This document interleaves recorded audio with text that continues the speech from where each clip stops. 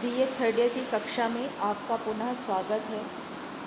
आशा करती हूँ कि पिछले हफ्ते में गीता से संबंधित जो भी विषय वस्तु आपको प्रेषित करी है, जो चैप्टर्स पढ़ने को दिए गए हैं, उनका आपने आद्योपांत अध्ययन किया होगा,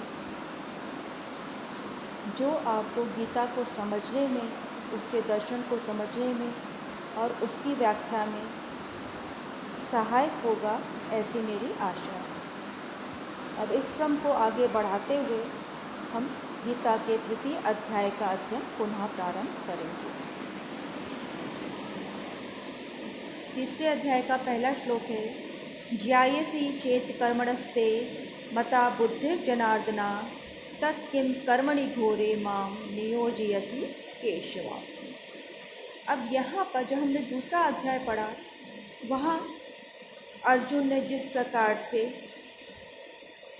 कृष्ण के प्रति समर्पित होते हुए ये कहा कि मैं युद्ध की विभीषिका में नहीं फंसना चाहता, मैं अपने ही कुटुंबियों का, बंधु बांधवों का, गुरुजनों का वध नहीं करना चाहता। इस प्रकार की मारकाट विश्व के लिए कल्याणप्रद नहीं होगी और इन सबको मार के वास्तव में मुझे क्या प्राप्त होगा, वो कौन सा सुख होगा जो मुझे आनंदित करेगा।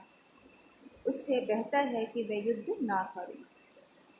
वो जो निराशा की, विषाद की स्थिति, यहाँ पे निराशा भी ना कह के विषाद कहना अधिक इसलिए उपयुक्त होता है क्योंकि विषाद जो था वो कि मनुष्य जब देखता है कि उसके सुख को बांटने के लिए उसके अपने ही नहीं है और उनके हंता भी वो स्वयं है, तो उसके मन में करुणा भी उत्पन्न होती है, दया भी उत्पन्न होती है और उस प्रकार के जीवन को वो जीना नहीं चाहता जो अपनों से रहित है।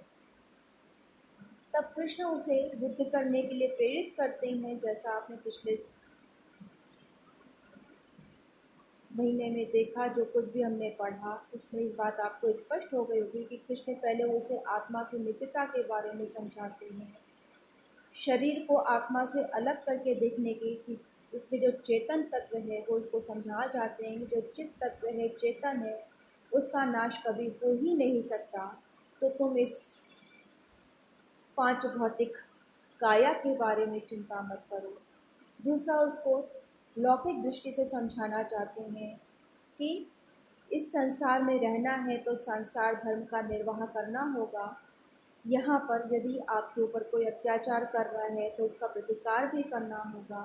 राजा होते हुए भी यदि आप अन्याय को चुपचाप सहन कर लेते हैं तो वो विश्व के सामने आदर्श नहीं होगा, क्योंकि यथा राजा तथा प्रजा, जैसा राजा आचरण करता है वैसी ही उसकी प्रजा भी बन जाती है। इसलिए राजा को सब प्रकार से अपने व्यवहार को आदर्श और न्याय सम्मत बनाए रखना पड़ता है। यहाँ पर ये भी हम देखते हैं कि फिर उसको वो कर्म से जोड़ते हैं कि किस प्रकार से मनुष्य के लिए कर्म करना आवश्यक है, कर्म किए बगैर वो रह नहीं सकता है। लेकिन उन कर्मों में यदि वो आसक्ति का त्याग कर दे, उसे षड्विकारों से युक्त होकर वो कोई कर्म करने को प्रेरित न करे। षड्विकार यानी काम, क्रोध, लोभ, मोह, मद और मात्सर्य, ये मनुष्य के मन को मलिन बना देते हैं, कलुषित कर देते हैं। तो यदि हम इससे, इन विकारों से प्रेरित होकर किसी कर्म में प्रवृत्त होते हैं तो निश्चय ही उसका फल भी मलिन ही होगा, वो विकृति हमारे स्वभाव में आ जाएगी। किंतु यदि हम उदार दृष्टि रखते हुए, कर्तव्य निर्वाह करते हुए, सद असत का विवेक बनाए रखते हुए किसी कर्म में प्रवृत्त होते हैं तो निश्चय ही वो कर्म बंधन का कारण नहीं होंगे, क्योंकि वहाँ पर हमारी आसक्ति नहीं है। या आसक्ति का त्याग का अर्थ है कि हम इन विकृतियों का परित्याग करके कर्म में प्रवृत्त हों। उसी क्रम में वो जब वो कहते हैं कि इस संसार में रहना है, कि ब्राह्मणी स्थिति है, ये जो वो अंतिम द्वितीय अध्याय का अंतिम श्लोक है, उसमें वो कहते हैं कि जो ब्राह्मणी स्थिति है पार्थ, उसको प्राप्त करके कभी भी तू मोह में नहीं पड़ेगा। तो स्थित प्रज्ञ की स्थिति को प्राप्त कर और जब तो स्थित प्रज्ञ की स्थिति में आ जाता है तो ब्रह्म निर्वाण अर्थात तो मुक्त हो जाता है, मोक्ष की प्राप्ति हो जाती है। अब जब ये सारी बातें कृष्ण उसको समझा रहे हैं तो कृष्ण के मन में वो कहते हैं कि ज्ञान और कर्म की श्रेष्ठता के विषय में अर्जुन के मन में पुनः शंका हो जाती है, क्योंकि उन्होंने यहाँ पे ज्ञान निष्ठा भी कही, कर्म योग की भी बात कही। ज्ञान निष्ठा यानी कि जो हम सांख्य योग की बात करते हैं, सांख्य दर्शन की बात करते हैं कि विचार की दृष्टि से, एक हुआ विचार की दृष्टि से आत्मा नित्य है, अतः उस पर किसी कर्म का प्रभाव नहीं पड़ता, उससे वो निस्संग रहती है। दूसरा कर्म की दृष्टि कि हमें जीवन निर्वाह करना है, मनुष्य योनि में हमने जन्म लिया है तो कर्म तो हमें करना ही पड़ेगा। तो उस कर्म का प्रतिपादन किस प्रकार करना चाहिए, हम उन कर्मों को करते हुए हमारी बुद्धि किस प्रकार की होनी चाहिए, हमारी प्रवृत्ति किस प्रकार की होनी चाहिए, इस बात पर उन्होंने बल दिया है कि मनुष्य को निर्विषयी होकर यदि वो कर्म करता है तो उस कर्म का उन फल यानी कि उस कर्मों को करने का जो फल वो भोग रहा है तो उसका भोक्ता होते हुए वास्तव में भोक्ता नहीं है, क्योंकि वहाँ पर उसको उस प्रकार की, जिसे हम कहें कि लौकिक सुख की प्राप्ति के लिए या केवल क्षणिक सुख की प्राप्ति के लिए वो उस कर्म में प्रवृत्त नहीं हुआ है। तो पुनः उस अर्जुन के मन में शंका आती है, वो कहता है कि जायसी चेत कर्मणस्ते मता बुद्धि जनार्दना। क्योंकि अर्जुन वाच आया है पहले कि अर्जुन ने कहा कि हे जनार्दन, हे मनुष्यश्रेष्ठ, यदि आप कर्मणः बुद्धि ते जायसी मता, कर्मणा कर्म से षष्ठी है, जब हम तुलना करते हैं तो वहाँ पे पंचमी भक्ति का प्रयोग करते हैं तो कर्मणः, तो यदि कर्म से आप बुद्धि को श्रेष्ठ मानते हैं तो हे केशव, मुझे इस घोरे कर्मणि किम नियोज्यसि, मुझे इस घोर कर्म में अर्थात जो बंधन में डालने वाला है, ऐसे इस घोर कर्म के व्यवस्था में क्यों डाल रहे हो, अर्थात मुझे कर्म मार्ग में क्यों प्रवृत्त कर रहे हो, कर्म मार्ग अर्थात मुझे युद्ध करने के लिए क्यों प्रवृत्त कर रहे हो, उसके लिए प्रेरित क्यों कर रहे हो। यदि आप मानते हैं कि कर्म की अपेक्षा ज्ञान श्रेष्ठ है तो मुझे इस कर्म में क्यों उलझा रहे हो, युद्ध कर्म में क्यों प्रवृत्ति कर रहे हो। फिर उसी बात को वो और स्पष्ट करते हैं कि व्यामिश्रेण वाक्य न बुद्धि मोहयसीव में तदेकम वद निश्चित्य येन श्रेयो अहम आभूयाम। उस बात को और भी वो अपने स्पष्ट करते हैं कि व्यामिश्रेण वाक्येन, क्योंकि जब हम भी इस द्वितीय अध्याय को पढ़ते हैं तो पहले वो ज्ञान योग की बात करते हैं, उसके बाद कर्म योग की बात करते हैं, तो कौन सा मार्ग श्रेष्ठ है, ये एक सामान्य जन की बुद्धि में ये प्रश्न उपस्थित होता है कि आप ज्ञान को भी श्रेष्ठ बता रहे हो, आत्मा की नित्यता की बात कर रहे हो, तो कर्म के पचड़े में पढ़ने की ही क्यों आवश्यकता है, हम इस घोर कर्म में पढ़ें ही क्यों यदि आत्मा निस्संग है तो। और उसके बाद आप स्थित प्रज्ञता लाने के लिए कहते हो कि नहीं, कर्म करो और उन कर्मों में संतुलन बनाए रखो, जो विरोधी भाव है उन दोनों के मध्य में आप एक सामंजस्य की स्थिति लाओ, उन विरोधी परिस्थितियों में अपने आप को तटस्थ रखो। तो इस प्रकार के कर्म में मुझे बंधन में डाल ही क्यों रहे हो। और आपके इन व्यामिश्रेण वाक्येन, आपके इन मिश्रित अर्थात कभी आप ज्ञान की बात करते हो, कभी कर्म की बात करते हैं, तो व्यामिश्रेण इव, तो मिले हुए से जो वाक्य जो दोनों की श्रेष्ठता प्रतिपादित करते हैं, ये मेरी बुद्धि को मोहयसी, मानो मेरी बुद्धि को मोहित कर रहे हैं। मोहित करना अर्थात मेरे स्पष्ट निर्णय की स्थिति लेने में मैं नहीं हूँ कि मुझे किस मार्ग का अनुसरण करना है। तो इसलिए एकम निश्चित वद, एक मार्ग को निश्चित करके बतलाओ कि मेरे लिए कौन सा मार्ग श्रेष्ठ है, मैं किस मार्ग का अवलंबन करूं। ये अहम श्रेय आत्मयाम, जिससे मैं श्रेय को अर्थात कल्याण को प्राप्त कर सकूं। यहाँ पे हमें वही भाव दिखाई पड़ता है जिस प्रकार से द्वितीय अध्याय के प्रारंभ में वो कहते हैं कि मैं तुम्हारे शरण में आया हूँ, आप मुझे शिक्षा दीजिए। मेरी बुद्धि इस समय काम नहीं कर रही है, कार्पण्य दोषोपहत स्वभाव, तो अर्थात कार्पण्य दोष से मेरी बुद्धि इस समय आवृत हो गई। अब यहाँ पर हम जो स्थिति देखते हैं वो कहते हैं कि आपके ये जो मिश्रित वाक्य हैं, कि आप आत्मा की नित्यता की भी बात करते हो, उसको अकर्ता भी ठहराते हो कि वास्तव में वो कर्म करता ही नहीं है कुछ।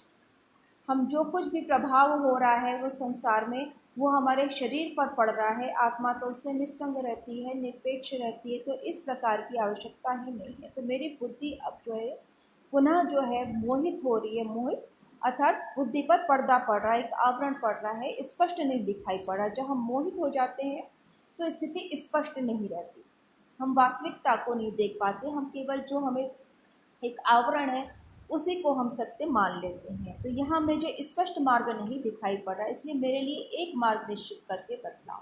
जब व्यक्ति किसी के प्रति शरणागत हो जाता है, उसकी शरण में चला जाता है, तो उसकी अपेक्षा होती है कि जो उसके लिए कल्याणकारी है तुम वो मार्ग चुनकर मुझे बता दो। यहाँ पे जो अर्जुन की स्थिति है वो यहाँ पर तर्क की स्थिति में नहीं है, वो संवाद इस प्रकार से नहीं कर रहा है, वो उस प्रकार से चर्चा नहीं कर पा रहा है। उसके मन में जो भी प्रश्न उपस्थित होते कहते हैं कि आप मुझे मार्ग प्रशस्त करिए, मुझे निर्णय क्या लेना है यह बताओ। और इधर कृष्ण की स्थिति है कि वो उसको सारा ज्ञान दे रहे हैं, लेकिन वो कह रहे हैं कि निर्णय तुम्हें लेना होगा। यह जो गुरु शिष्य परंपरा का एक अनूठा उदाहरण है कि गुरु ज्ञान दे रहा है लेकिन वो उसको बाध्य नहीं कर रहा, वो उसके दोनों पक्षों को सामने रख रहा है। यहाँ पर जब अर्जुन कृष्ण से कहते हैं कि मैं युद्ध नहीं करूँगा, तो यहाँ कृष्ण का उद्देश्य है कि वो उसको कलंकित होने से बचा ले, भविष्य में उसके नाम के साथ कायर शब्द ना जोड़ा जाए। वो उसका कल्याण चाहते हैं, लेकिन वो ये भी चाहते हैं कि जब तक उसमें स्वप्रेरणा नहीं होगी, जब तक वो अपने मन से युद्ध के लिए तत्पर नहीं होगा, तब तक अनुकूल परिणाम नहीं आ सकता। तो उसके विषाद को दूर करने के लिए वो बुद्धि से पर्दा हटा रहे हैं, लेकिन अभी भी जो अर्जुन है उसके मन में एक व्याकुलता बनी हुई है। वो अभी भी इस तत्वों को, परिस्थिति को स्पष्ट रूप से नहीं देख पा रहा। और वो तत्व क्या है जिसके कारण वो मोह में पड़ा हुआ है? वो हमारा एक बंधन है।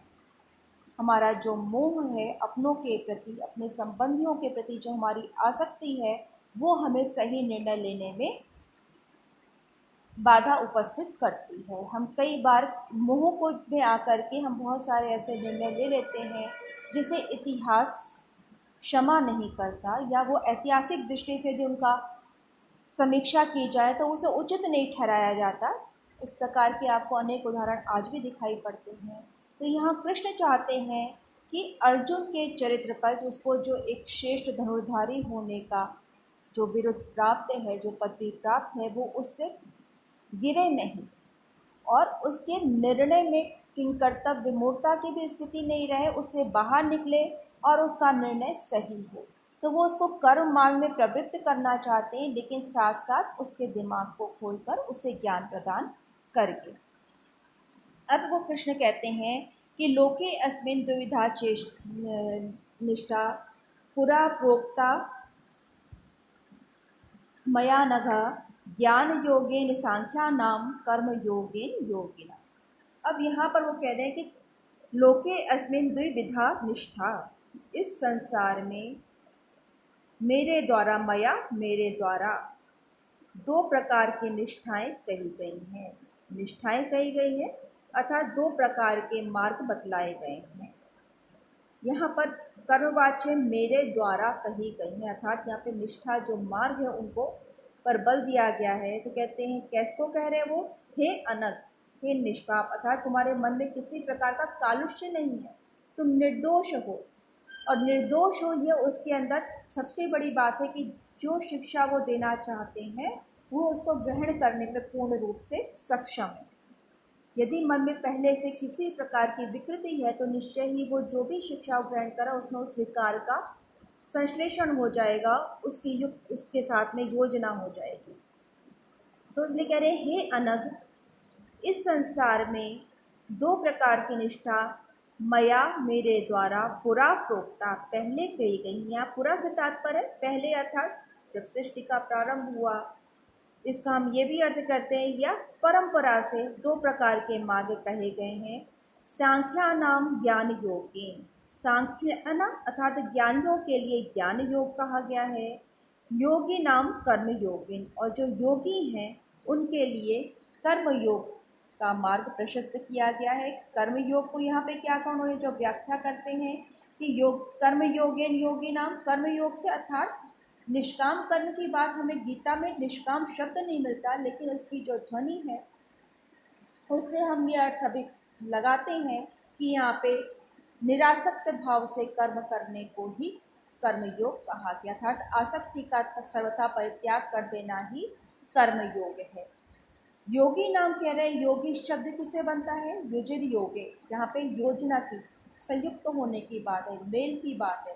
तो जो योगी नाम अर्थात योगी की बात की जाती है, तो वहाँ पर इस बात का स्पष्ट हो जाती है, या ये बात स्पष्ट हो जाती है कि वहाँ पे हम संसार के साथ युक्त हो रहे हैं, इसलिए कर्म में हमारी प्रवृत्ति होगी ही, इसलिए योगियों के लिए कर्मयोग की बात कही गई है। जो ज्ञान मार्ग का अवलंबन कर रहे हैं, आपको ये भी प्रश्न हो सकता है कि वास्तव में ज्ञान और योग दो अलग अलग हैं, ज्ञानी अलग होते हैं, योगी अलग होते हैं। तो जो ज्ञान की बात है कि हमें सिद्धांतता किसी मत को अपनाना पड़ेगा, उस सिद्धांत को मानने के लिए हमें अपने मन में एक पृष्ठभूमि तैयार करनी पड़ेगी। तो सांख्या नाम की जब हम बात करते हैं, सांख्या नाम अर्थात ज्ञानियों के लिए ज्ञान योग कहा गया कि हम उसमें एक पृष्ठभूमि तैयार कर रहे हैं, एक मानसिक धरातल तैयार कर रहे हैं। किसी कर्म में हम प्रवृत्त होना है तो पहले हम आत्मिक रूप से इतने सबल हो जाएं, इतने शुद्ध हो जाएं कि जब हम कर्म में प्रवृत्त हो रहे हैं तो उसमें आसक्ति ना हो। और क्योंकि संसार में रहना है, इसका व्यवहार करना है, व्यवहारिक दशा को अपनाना है, तो कर्म से हम पीछे नहीं हट सकते। इसलिए उन कर्मों को हम किस प्रकार करें, ये शिक्षा हमें कर्मयोग के माध्यम से मिलती है। तो यहाँ पर कृष्ण कहते हैं कि इस संसार में मेरे द्वारा पहले दो प्रकार की निष्ठाएं कही गई हैं।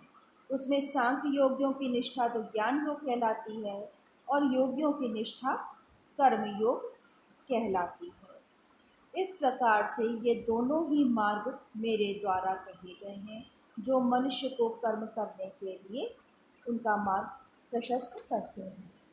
न कर्मणाम अनारंभात नैष्कर्म्यम पुरुषोश्नुते नाचा संन्यासनादेव सिद्धिम समधि गच्छति।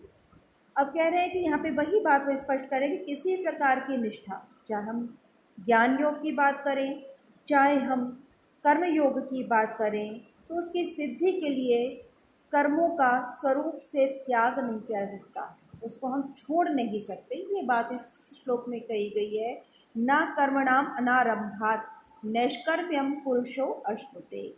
ये पुरुष यानी कि जो व्यक्ति है, वो सांख्य में आत्मा के लिए पुरुष शब्द का प्रयोग किया जाता है। तो यहाँ पे यानी कि जो ज्ञान है, जो साक्षी भाव रखने वाला व्यक्ति है, विवेकी पुरुष है, ये भी हम कह सकते हैं कि पुरुष के लिए ना तो कर्मणाम अनारंभात, कर्म का आरंभ किए बिना, नैष्कर्म्यम अनुष्णते, निष्कर्मता को, नैष्कर्म्य को अश्नुते प्राप्त किया जा सकता है, भोगा जा सकता है, उसका आस्वादन किया जा सकता है। कि यदि कोई मनुष्य कहे मैं तो कर्म का प्रारंभ ही नहीं करूँगा, तो वो भी तो अकर्म की स्थिति है, कर्म ना करना। तो यहाँ पे एक तरफ तो हम कहते हैं कि यदि हम कर्म नहीं करेंगे तो उसका फल भी नहीं मिलेगा, तो क्या यहाँ वो स्पष्ट कर देते हैं कि कर्म का आरंभ करे बगैर हम निष्कर्म को नहीं प्राप्त कर सकते। तो नैष्कर्म को, नैष्कर्म अर्थात जिसमें से कर्म का निस्सारण हो गया है, निकल गए हैं। तो जब तक तुम कर्म करोगे नहीं तो उससे ऊपर कैसे उठोगे, उसकी करने की योग्यता तुम में कैसे उत्पन्न होगी। तो कर्म का प्रारंभ किए बगैर पुरुष नैष्कर्मता का भोग नहीं कर सकता है, उसका आस्वादन नहीं कर सकता। नाचा संन्यासनादे सिद्धिम समधि गच्छते, और ना ही संन्यासनाद उसको छोड़ देने मार्ग से, कर्मों का परित्याग कर देने से ही सिद्धिम सम अधिगच्छति, सिद्धि अर्थात भगवत साक्षात्कार को, या उस कर्म की सिद्धि को जो मनुष्य के जीवन का उद्देश्य, जिसे हम परम पुरुषार्थ मानते हैं, मोक्ष को ही वो प्राप्त कर सकता है। सिद्धिम सिद्ध हो जाना, सिद्ध हो जाना अर्थात हम उस अवस्था को प्राप्त हो गए जहाँ कुछ और प्राप्त करना हमारे लिए शेष नहीं है। कार्य की सिद्धि का अर्थ ये है कि उस कार्य को पूर्ण कर लिया। यहाँ पर जब हम बात करते हैं संन्यास नादे, संन्यास से ही, संन्यास का अर्थ होता है त्यागना, तो उस कर्मों का परित्याग कर देने से ही सिद्धिम न समधिगच्छति, ना ही सिद्धि को प्राप्त कर सकते हैं। अर्थात जब तक हम कर्म नहीं करेंगे तब तक हम सिद्धि को भी प्राप्त नहीं हो सकते, अर्थात हमें ज्ञान की भी प्राप्ति नहीं हो सकती, क्योंकि ज्ञान यहाँ पर व्यवहार शून्य नहीं है, कोई कल्पना ज्ञान नहीं है। यहाँ इस बात पे बल दिया गया है, पूरी कल्पना यहाँ पर ज्ञान नहीं है। इसके लिए आवश्यक है कि हम जो कर्म कर रहे हैं उन कर्मों का परिणाम स्वरूप जो ज्ञान हमारे मन में उत्पन्न होता है, प्रकट होता है, क्योंकि उत्पन्न कहना भी कोई नवीन वस्तु की उत्पत्ति नहीं है। प्रकट होना अर्थात अपने अंदर से ही जिस भाव की हम प्राप्ति करते हैं उसके बारे में जो हम ज्ञान प्राप्त करते हैं, वास्तव में वही नैष्कर्म की ओर हमें प्रवृत्त करता है। नैष्कर्म का अर्थ यहाँ पे अकर्मण्यता, निकम्मापन नहीं है, अपितु उन कर्मों से बाहर निकलना, उसमें आसक्ति को छोड़ देना। कर्म तो करेगा ही, क्योंकि आगे वो फिर कह रहे हैं कि कर्म का त्याग नहीं कर सकते हो आप। न ही कश्चित् क्षणमपि जातुं तिष्ठति अकर्मकृत कार्यते ही अवशा कर्म सर्वा प्रकृति जयी गुणैः। क्यों नहीं हो सकती कर्म का त्याग, क्यों नहीं संभव है? कहते हैं कि क्षण मात्र के लिए मनुष्य कर्म किए बगैर नहीं रह सकता। तो न ही कश्चित् क्षणमपि जातु तिष्ठति अकर्मकृत कार्यते ही अवशा कर्म सर्वा प्रकृति जयी गुणैः। कि कश्चित् जातु क्षण, कि कोई भी क्षण ऐसा नहीं हुआ है जब आप कर्म करे बगैर रह सके। अब कर्मकृत ना तिष्ठति, कर्म किए बगैर तुम क्षण भर भी नहीं रह सकते।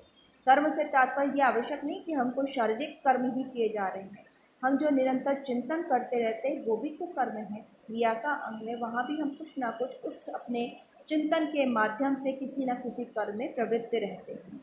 उसकी हम आगे जो भी हमें करना है उसकी रूपरेखा हमारे मन में बनती रहती है।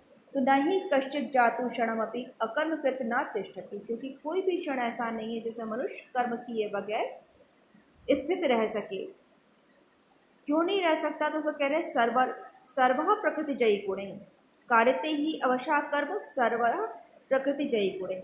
सर्वः प्रकृति जयी गुणैः अवशा कर्म कार्यते, क्योंकि सब मनुष्य, सब सर्वा सभी प्रकार के जो मनुष्य हैं, सर्वा से तात्पर्य मनुष्य है, पुल्लिंग है या पुरुष के लिए आया है, तो सभी पुरुष प्रकृति जयी, प्रकृति से उत्पन्न होने वाले गुणई, गुण का विशेषण है प्रकृति, तो प्रकृति से उत्पन्न होने वाले गुणों के द्वारा अवशः कर्म कारते, अवशः पराधीन हुए से ही, अवश्य हुए से ही कर्म करवाते हैं। कार्यते उनके द्वारा कर्म करने को बाध्य किया जाता है। यहाँ पर जब हम बात करते हैं सर्वा, तो वह है पुल्लिंग, सर्वा पुरुष जो साक्षी है। तो भले ही उसने इस संसार में मोक्ष प्राप्त कर लिया हो, ज्ञान प्राप्त कर लिया हो, लेकिन फिर भी जब तक वो इस संसार में है, प्रकृति जयी गुणैः, प्रकृति किसे हम कहेंगे? प्रकृति का एक अर्थ जो हम सबको पता है, स्वभाव है। सांख्य दर्शन आपने पढ़ा है, वहाँ पे प्रकृति और पुरुष ये दो तत्व माने गए सांख्य दर्शन के अंदर। इसमें पुरुष को वो चेतन मानते हैं, प्रकृति को जड़ मानते हैं, और प्रकृति से ही संपूर्ण सृष्टि का, विश्व का प्रसार मानते हैं। वो प्रकृति भी क्या है? वो सत्व, रज और तम, इन तीन गुणों की साम्यावस्था प्रकृति है। जब उनमें किसी कारणवश विक्षोभ उत्पन्न होता है तो वो अपने अपने गुण के अनुसार सृष्टि, स्थिति और संहार की जो प्रक्रिया है निरंतर चलती रहती है।